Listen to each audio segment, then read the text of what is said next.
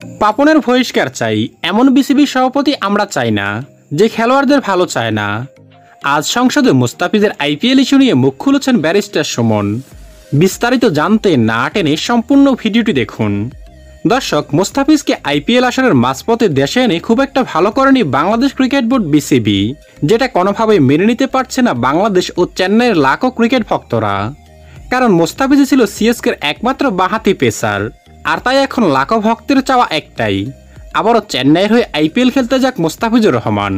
কেননা এবারের আসরে আইপিএলের সফল দল চেন্নাইয়ের হয়ে দারুণ পারফরমেন্স করেছেন মুস্তাফিজুর রহমান, সাথে জয় করেছেন মহেন্দ্র সিং ধোনির মনও। কিন্তু এত সব অর্জনের পরেও বিসিবির নির্দেশে মুস্তাফিজকে ফিরতে হয় ঢাকায়। দেশের ক্রিকেটের অজুহাতে ফিজকে দেশে আনার পর থেকে তোলপাড় শুরু হয়েছে বাঙালি ক্রিকেট পাড়ায়। কিন্তু এবার তো দেশের ক্রিকেটের ব্যস্ত সূচিও শেষ, তবে কেন মুস্তাফিজকে এখনও ধরে রেখেছে বিসিবি?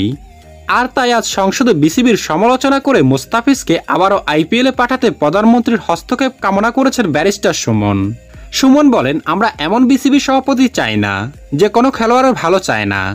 ভালো চাইলে তো আর মুস্তাফিজকে আইপিএল থেকে ফিরিয়ে আনতো না। এমন জনপ্রিয় আসরে কয়জন খেলোয়াড়ই বা চান্স পায়? পাপন কি এটা বোঝে না? এছাড়াও ব্যারিস্টার সুমন প্রধানমন্ত্রীকে উদ্দেশ্য করে বলেন, জননেত্রী, আপনি একটু এদিকে নজর দিন, মুস্তাফিজকে আবারও আইপিএলে পাঠাতে বলেন, আর ক্রিকেট বোর্ডটাকে একটু পরিষ্কার করার ব্যবস্থাও করুন।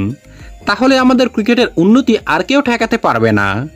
তো দর্শক, আপনি কি ব্যারিস্টার সুমনের সাথে একমত? তাহলে কমেন্ট করে জানিয়ে দিন এখনই।